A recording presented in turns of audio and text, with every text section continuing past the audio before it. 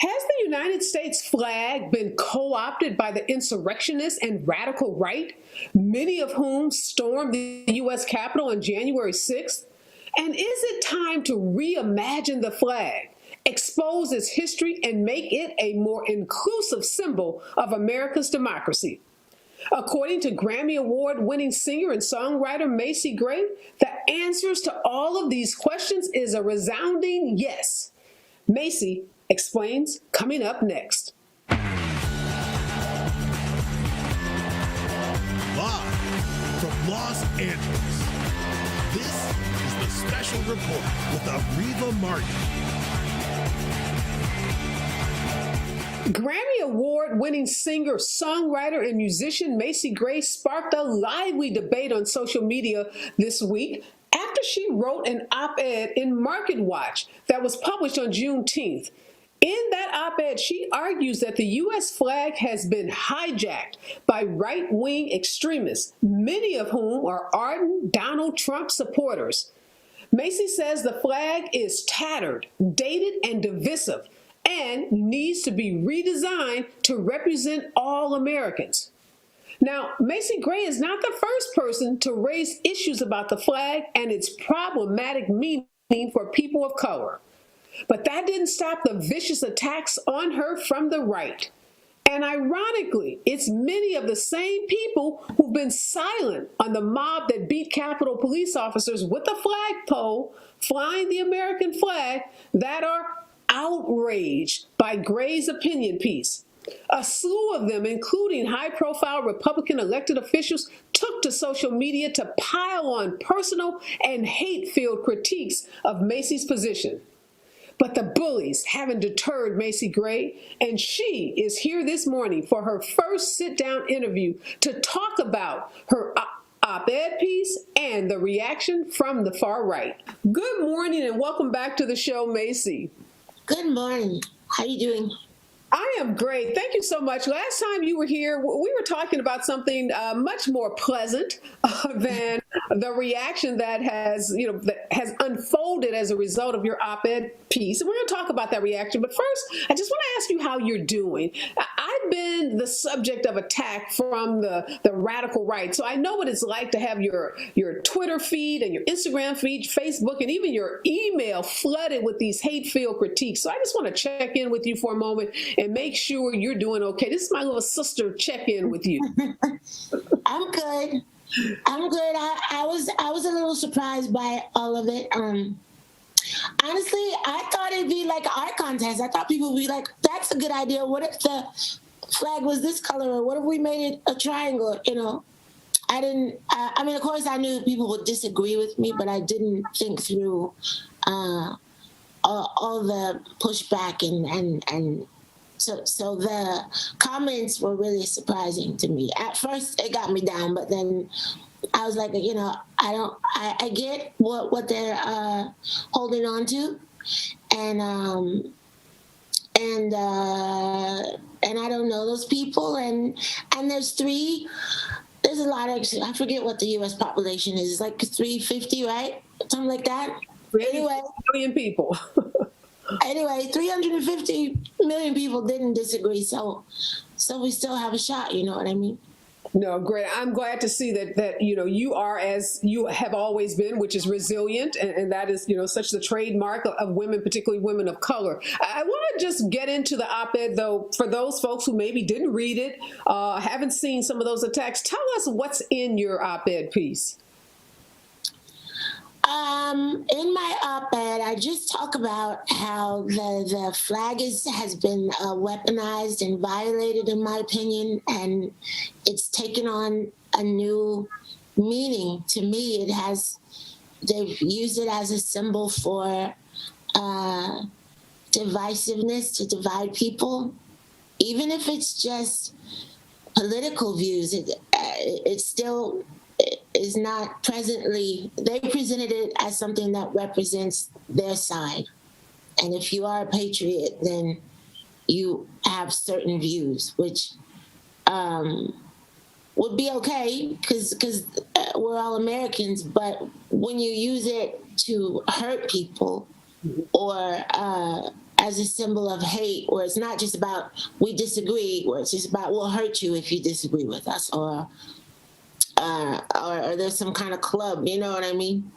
So that's why I think that it's time for change, and the flag changes with the times, and the times have never changed, you know, bigger and faster than the last couple of years. So I also think it's inevitable, because things are going to change. The number of states are going to change. You know, the younger generation, once they take over, things are going to change. You know, so I mean the flag.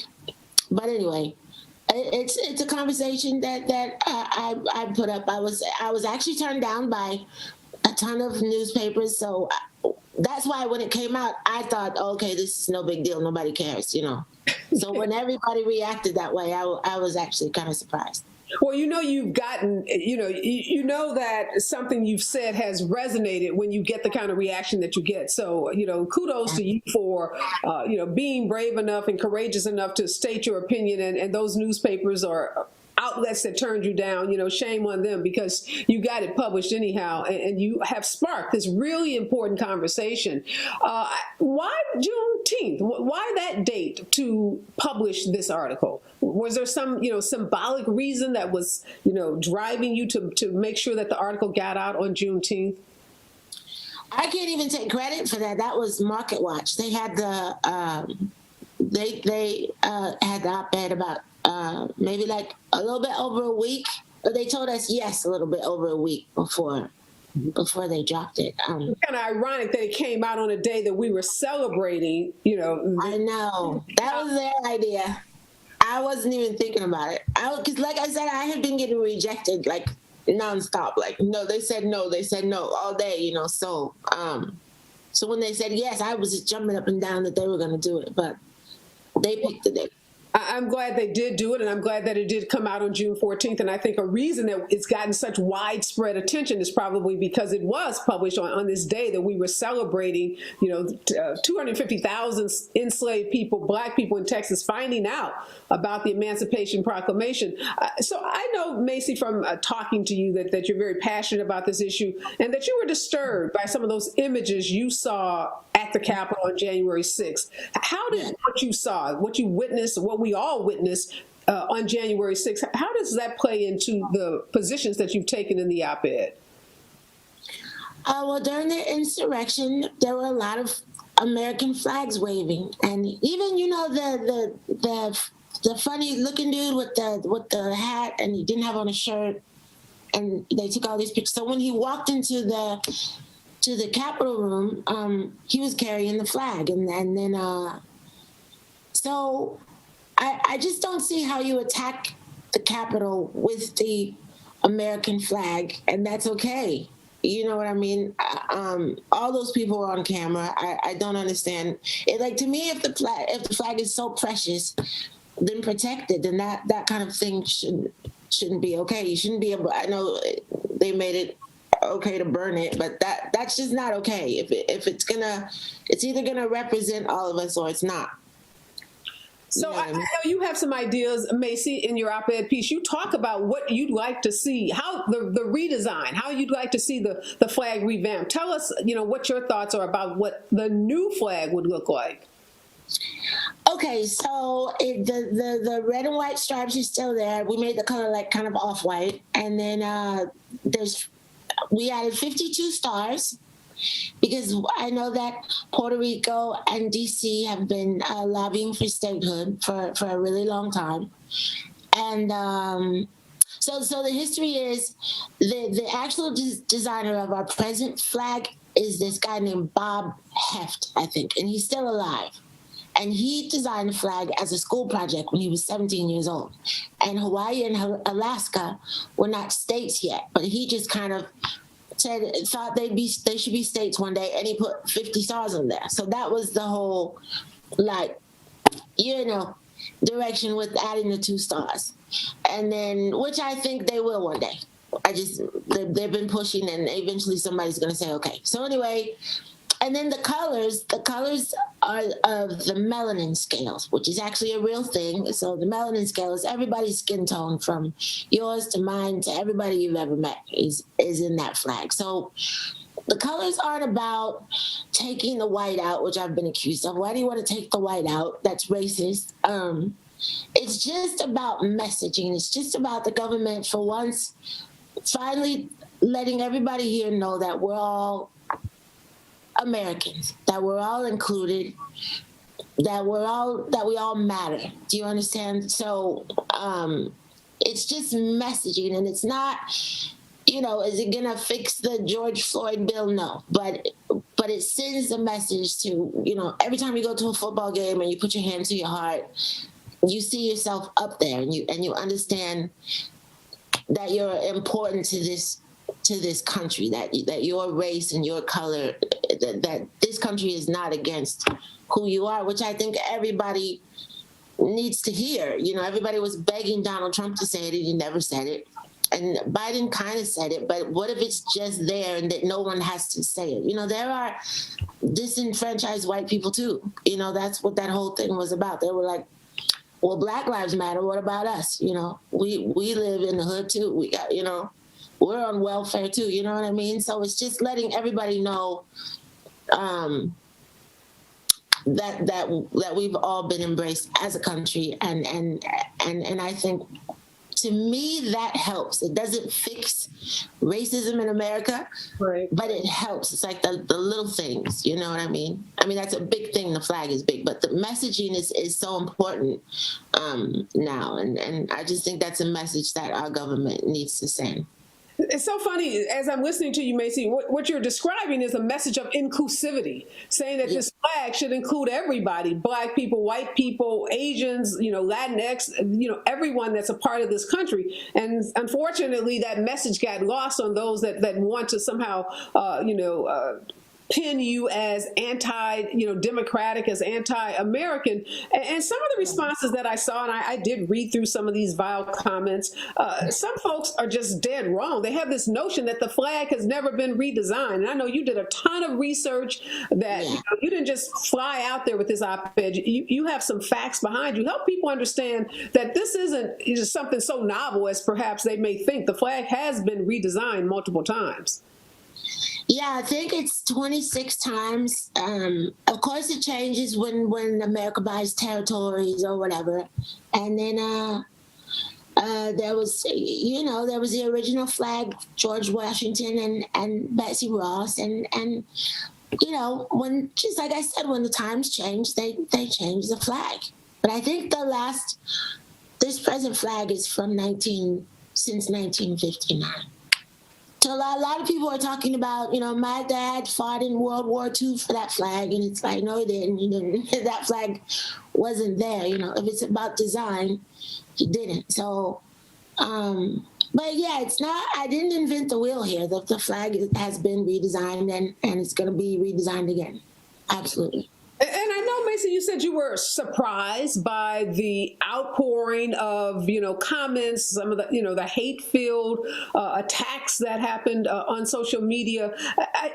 Were you surprised, though, that some of these same people, who are attacking you about being, anti-American, are not attacking those insurrectionists, are not, jumping up and down and demanding that the people we saw attack our Capitol be held accountable, that they be prosecuted, that they be, jailed for their conduct? I think there's just some incredible hypocrisy there that really strikes, at my heart. I'm just wondering how that's, how is that hitting for you?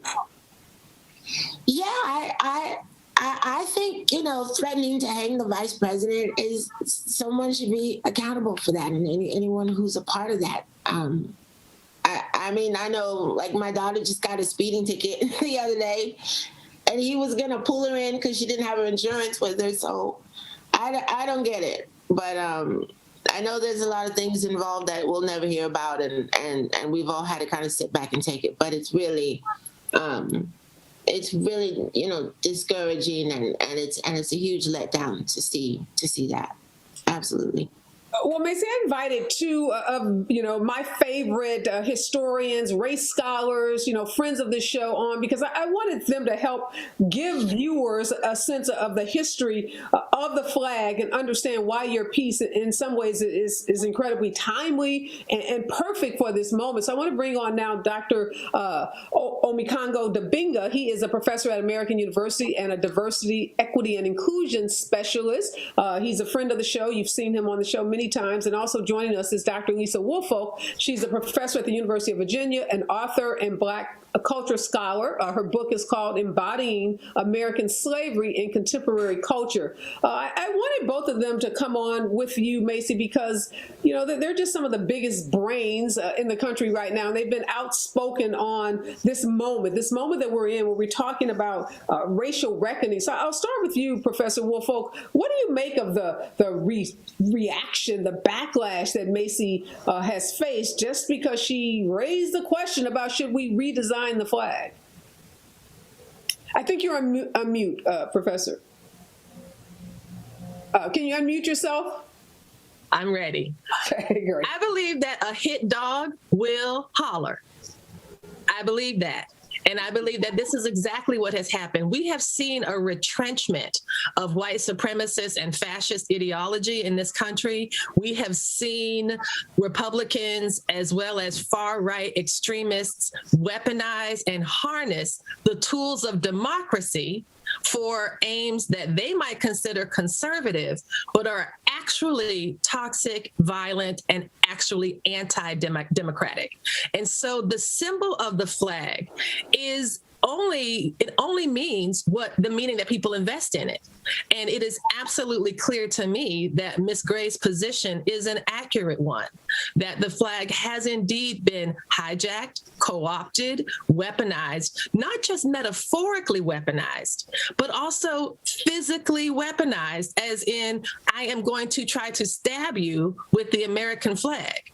This is a gesture that reflects the larger, much more complex system that we have seen since and before the 45th president. Like, we have seen this grow and bloom and fester. Yeah. And the idea that to even ask the question of, should we redesign our flag? And that can result in people threatening murder and death against the person who would say such a thing, helps me to understand how fragile our democracy actually is. If our democracy relies upon the violent enforcement of false ideas, as well as the legislative branch right now, that people are currently, like, the 23 states have passed laws against critical race theory, which is essentially Black history. And essentially, critical race theory, we all know it's much more complicated than that. But what they don't like is history or narratives that make white people uncomfortable. Yeah. That they're passing laws right now that states cannot teach anything to a classroom that might make white people uneasy. This is an extension of Ms. Gray's position because it's showing that they do not want to tell the whole truth. They do not want democracy to be holistic nor participatory. Yeah. And that is what I believe is sparking this violence. Yeah, I'll ask you, Professor Dabinga, help us understand the history. What's going on in 1787 as the U.S., Constitution is declaring that enslaved Blacks in a state would be counted as 3/5 of the number of whites in terms of their representation in Congress. And this is the period in which, the American flag is being presented and adopted by, the Continental Congress. So this, we're talking about slaves being 3/5 of a human being, actually, and then we're adopting an American flag. It's the hypocrisy is amazing. I mean, we can go back to 1777 with the Continental Congress, and at the same time, while this country is declaring its freedom and its independence, it's also denying our ability to be a full human being. And so, within the American flag, you find that there's an inherent contradiction within it from the beginning. And one of the challenges that we have when we move up to today is that since people don't want to talk about America's biggest sin, they want to act as if it didn't happen. So when people talk about valor, when they talk about purity for who? Innocence for who, right? Because at the end of the day, we were never treated like we fully belong. And then you look at every amendment that we have to have passed to get closer to being recognized as human beings in this country. And that's the reason why many people feel like this flag doesn't represent us. Now, there are people on the other side who say, many Black people who say, you know, we fought in every war, we've been here, we belong here, and so that needs to stay as it is. But I think what Ms. Gray is proposing is an idea and a conversation that needs to happen. And what we're doing right now is people are so caught up right now in this idea of tradition. This is how it used to be. This is how it has always been. When the fact of the matter is, it has never been. Ms. Gray already talked about the over 20 times the flag has been redesigned. And let's also talk about something that Ms. Gray spoke about in her piece, which is very important. The fight for independence, the fight for statehood, D.C., Puerto Rico. We've had other states. She mentioned Hawaii and Alaska that have been added. There needs to be room made for that. So there's an underlying racism that is part of the idea of refuting what Ms. Gray is talking about. And I think that's also problematic. And lastly, I just want to say, so many of our institutions that we have in this country, even going to the Star-Spangled Banner, it's like we only understand a partial history of it. Even within our national anthem, if we actually take the time to learn the actual rest of the song, there's racism embedded in that, because Keys was mad that he got beaten by these enslaved Black people who joined the British Army. And he was mad at them, and it was like, you're worthy of death. But that's the type of stuff we don't want to hear, because we want to keep history as the stripes are in the flag. We want to keep it pure and innocent when it's nothing of the sort. And may I add, I just want to add, I think it's no accident that and I really love Ms. Gray's point about changing the white to off-white, or this accusation that somehow if you remove white from the flag, that's racist. And I think anyone that says that needs to think very deeply behind the words they articulate, because what they are actually saying is that whiteness, not the color white or the white crayon, but whiteness as it is constituted politically, economically, socially, is pure.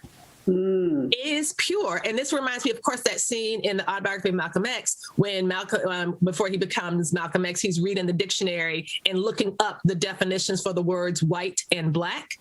And black is all negative and white is pure and good and holy. And you cannot tell me that those ideas about the symbolism of color has not translated to how white people think of themselves and how they construct racist policy, such as Black codes in the 18th and 19th century, such as segregation and sharecropping, and all of these policies that are deeply American, but are also designed to protect and preserve whiteness as a category of racial dominance. And I think that is also something, in addition to what the recent professor just said, I absolutely think that is on the table, and that is why you have so many reactions of folks being so defensive about this, because it really is exposing the paradox at the heart of America's democracy. That Macy Gray is not the first Black person to critique this flag or even the notion of American independence. Frederick Douglass did this in his famous essay or famous speech, "What to the Slave is the 4th of July?" Yeah. And that this is absolutely a continuation of that conversation. If we are a participatory democracy, we need to represent everybody. Yeah. So Macy, listening to these, esteemed race scholars help put into perspective this flag, if you had an opportunity to sit down with some of these anonymous haters, because, that's what they do. They go online anonymously and they bully folks. They don't step forward and tell you who they are. But if you had a chance to sit down with some of them, what would you say to them? They're listening to you now. What conversation would you have with them? See, my thing is I love everybody. I'm an artist. So I like embracing people is inside of me, but I think I personally don't understand racism. I understand wanting to be better. I understand needing something to say you're okay, and if that is just that you're white, then I get that. But to hate someone or to want to hurt someone because of what they look like, I don't. That never. I just never understood that because that's what.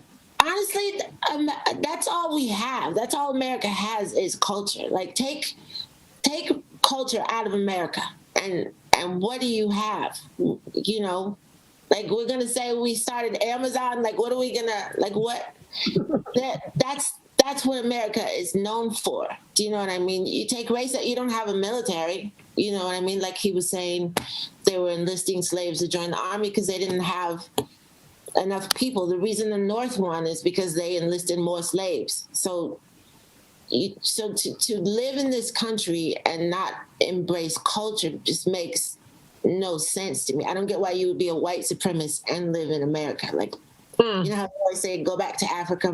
I'm just like, what are you, why are you here? Because it doesn't really go together. So I try to understand it, so because that's the only time you can have conversation. Like if you just are throwing, stones and calling each other names, nothing ever happens. But I do think that they have something to say. Like I said, I think like all those people, the insurrectionists and the people that came out from MAGA, I do think that they have,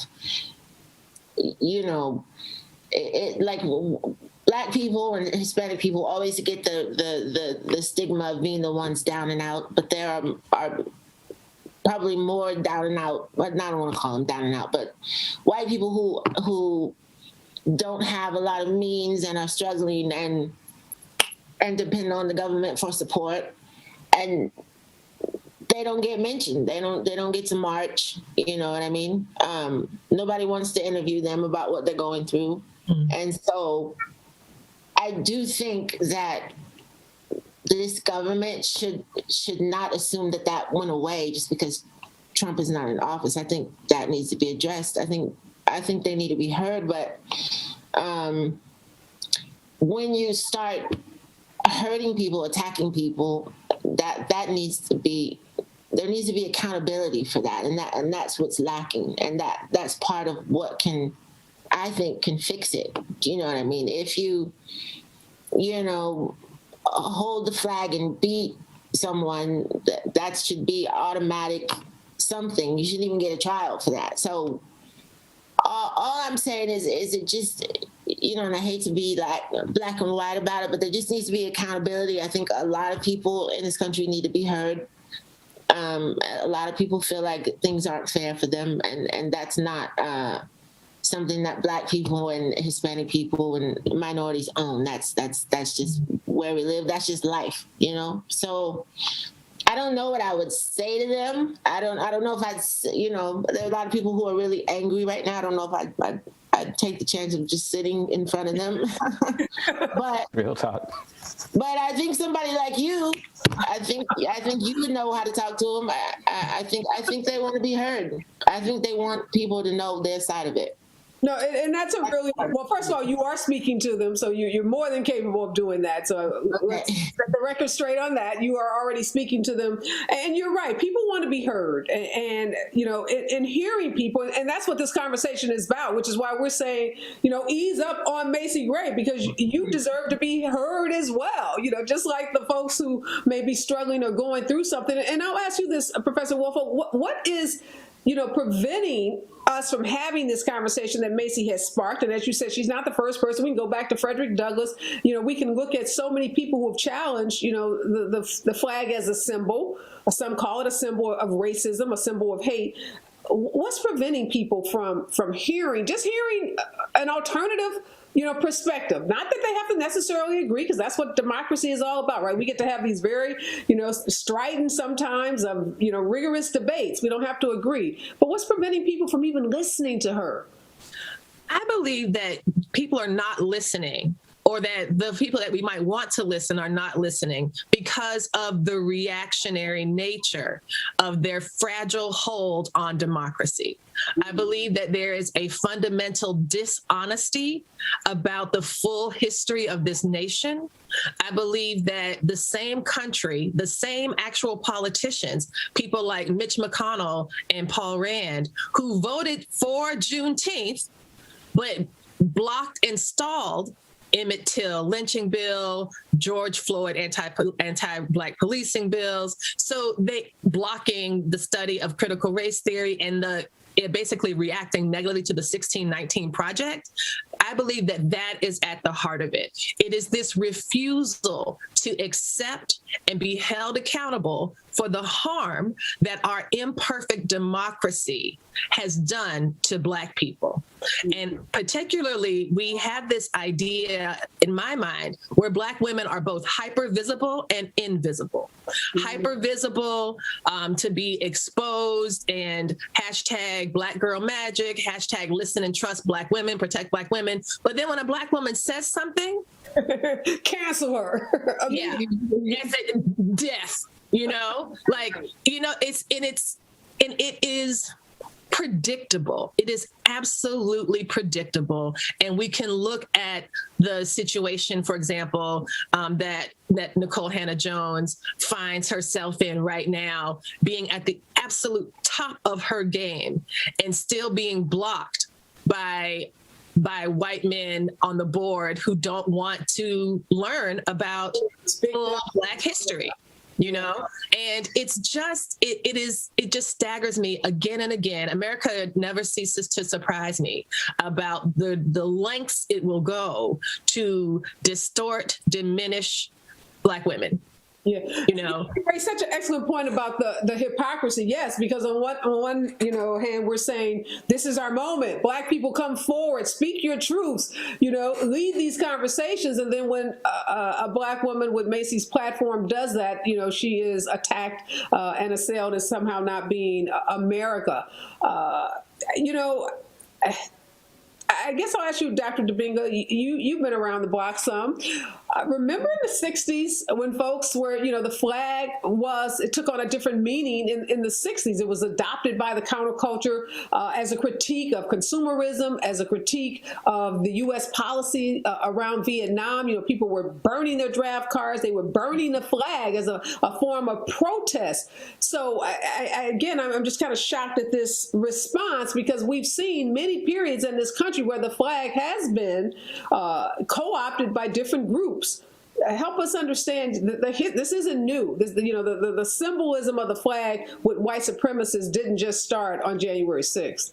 Right, absolutely. And I think what we have to understand is that it gets reclaimed for different groups to fit those means. So when you talk about Vietnam War, when you talk about civil rights movement and the like, you had people who are speaking to the fact that this flag is not living up to its promise, the promise of equality for all people. And it's representing the wealthy. It's representing what we will call now the 1%. And so even across the globe, that started to manifest as an idea that America represents consumerism and represents the rich. And this idea of the American dream is something that doesn't apply to people. And so when it was taken or utilized during the civil rights movement, we were saying, I too am America. When we're protesting during the Vietnam War, we're saying you're not living up to your principles. I mean, the Vietnam War was the protest against it was, one of the largest protests that we've ever seen. We also have to be mindful of the fact that that was primarily a younger generation. What you see now with people who are using the American flag as a weapon, they're middle-aged, they're older, and of course there are young people sprinkled in with that as well.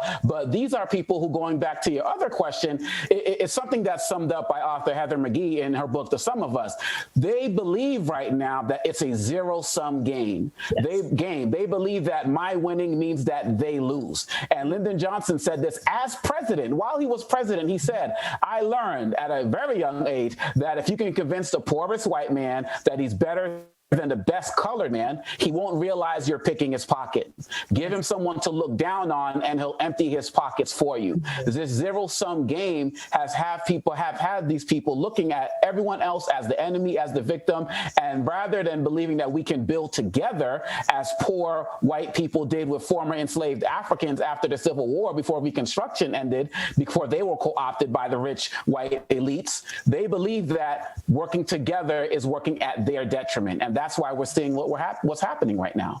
And Macy, as I read some of the comments, a lot of it is tinged with this stay in your place. Mm-hmm. You know, you're a singer. You're not supposed to be talking about politics. You're a singer. You're not supposed to be talking about, race or racism. What do you think about that? We've seen that used against athletes. LeBron was told to shut up and dribble. So we see a lot of folks suggesting that somehow because you are a singer, an artist, or an athlete, that you shouldn't have a voice on these other issues. What do you say to those folks? Well, every artist is a civil rights leader. But when they said that to LeBron, he doesn't have to talk, because every time he gets on the basketball court, millions of people come together for just that, even if it's just for 2 hours. The white dude who hates black people and the black girl who can't stand, American Indians during the game, they're all rooting for one thing. You know what I mean? That's what music does. You can not like white people, but I bet you know every word to Imagine or, Slim Shady. Do you know what I mean? And so it brings people together, even just temporarily. You don't have, nobody wants to be lectured or preached at, but to tell someone just because they're an artist that they shouldn't have an opinion or, shouldn't feel some way about the country they live in, that's just stuff I don't understand. That's just like, okay, so I'm not human. I don't even know what that's all about. I kind of don't pay much attention to that because it just really doesn't make sense. Even movies, you go see a movie, you go to the movie theater, you don't care who's there, you just want to watch the movie. It's the one thing that brings people together, So I don't know what to say about that. I really don't take offense to that because it's just such a, in one ear, out the other kind of comment. It just doesn't make sense, like a lot of things. Like being a racist and living in America. Territory. The most integrated country in the world, and you live here. Like, what are you doing? So, I don't know. A lot of that stuff doesn't make sense. Yeah, Professor Woolfolk, again, I think I was shocked by the reaction to Macy's op-ed because we're in this moment where everything is on the table. We are examining Confederate statues. We are examining policies that have been in place, for decades. We are looking at the curriculum that we teach. We are saying that in order to make progress, as it relates to dismantling systemic racism, we've got to be completely thorough. We've got to be exhaustive in our review and our examination.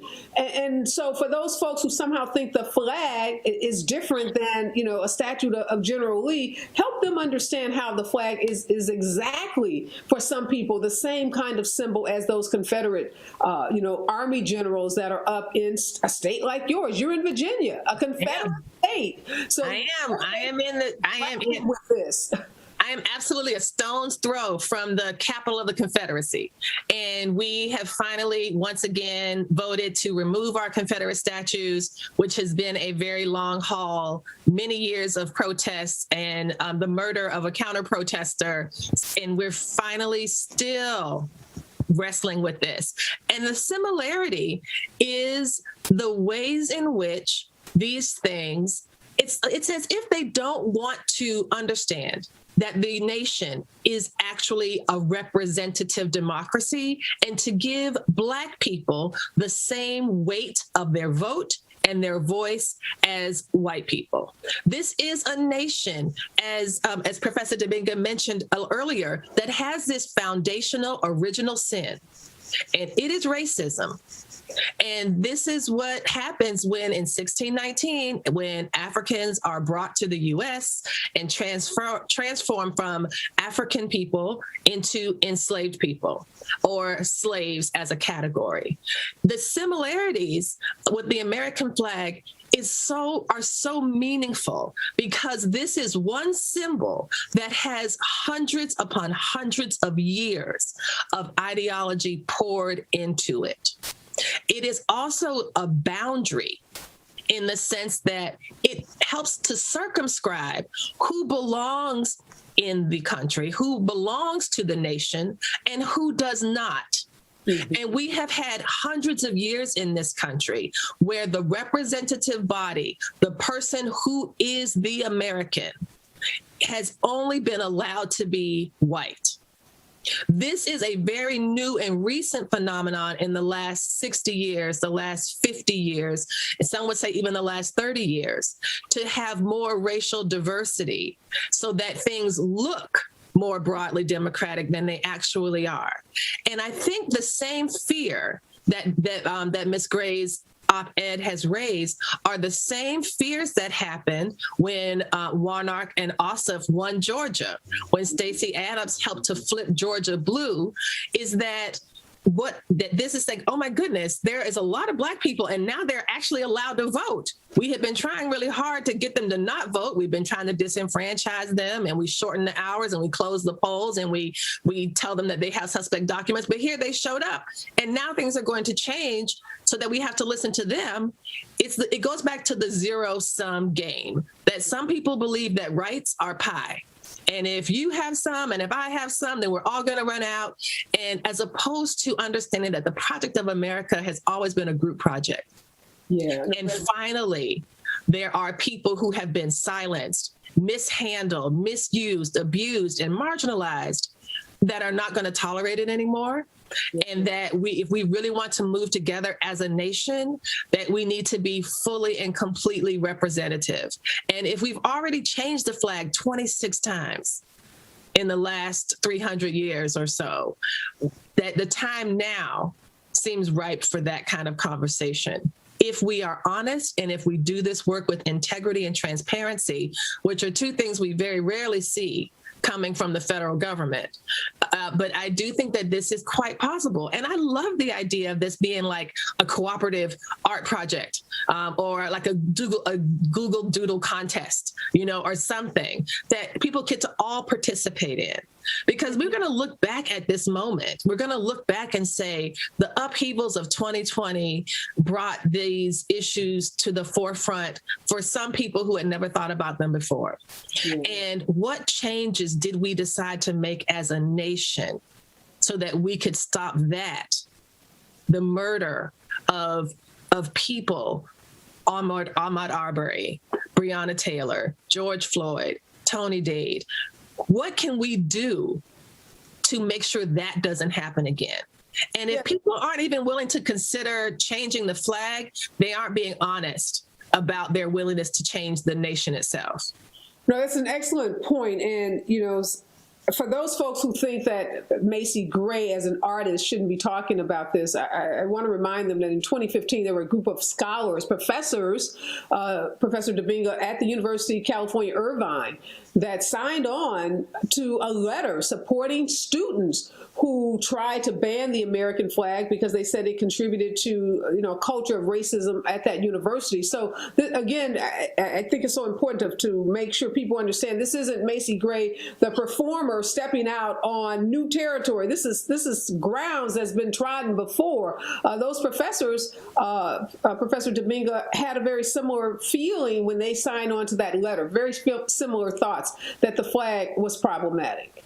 Absolutely. And what Ms. Gray did in her op-ed is she gave voice to so many other people who have called on this country to just be more inclusive, to be as good as its promise. And these students, they felt the same way. I mean, when you live in a world where you're seeing the Tamir Rices of the world get killed unnecessarily, when you start to become a little bit more educated about some of our policies overseas and some of the things that we've done as relates as to why some people are coming into this country, when we talk about the border and all of that, when you start to get a broader picture of what this country has done, yes, you understand that there's been a lot of good that has been done, but you also have to look at it in its totality. And I work with students who in my classroom who are law students, pre-law students, who don't even know about the 13th Amendment, for example, or when we talk about the Star Spangled Banner, don't know the rest of the words. And so what's happening in that college and other colleges, students are waking up to a history that they were never taught. And if we taught a complete history from the beginning, we wouldn't have these problems now, because students would have a holistic perspective about what to do. Not to say they still wouldn't be activists. Of course, they would fight for change, but they would be doing it with full knowledge going in. And we all know, particularly our young people, when you're exposed to something new, the rage that you feel is going to be expressed. And that's exactly what those students did. And those professors understood it. Yeah, I'm so glad you make that point about the students, and your point, Dr. Woolfolk, about a community project, because Black folk in the 1700s weren't a part of any project to make any decisions about this country, including the flag. So, Macy, I want to go back to your how you've envisioned this flag could possibly look. There's something that seems to be written in the stripes. I don't know what it stands for. It's like the word government. Is that what I'm seeing in the watermark, in the lines between the red and white lines?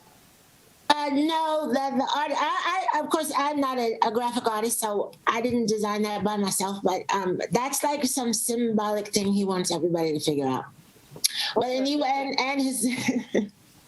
So yeah, that's part of the art contest. You figure that out, and you win $100. I don't know, but he wants to remain anonymous, but he is African American. He works for the government, and that's why. But I'll make that you guys' challenge, since you guys are the experts. Okay. No, I was just curious about that. I want you to know, too, Mara Gay, who is a columnist for the New York Times. She's on the editorial board. She was recently on Morning Joe, MSNBC news program, and she said she was disturbed at the sight of dozens of American flags flying in Long Island with all these Trump supporters and she said for her, it felt like they were trying to send a clear message that this is our country, not yours meaning folks that look like you and me and the folks on this panel, and that they own this. And then she was viciously attacked for those comments, and this was just a couple of days ago. And the New York Times, in a show of courage, tweeted out its support for her position. So I just wanted you to know that these conversations are happening all over the place, and folks are starting to associate the flag and the way it's been co-opted by the Make America Great Again crew. And it's disturbing. It's incredibly disturbing for a lot of people to see the flag flying with folks who have bumper stickers, maligning Joe Biden, maligning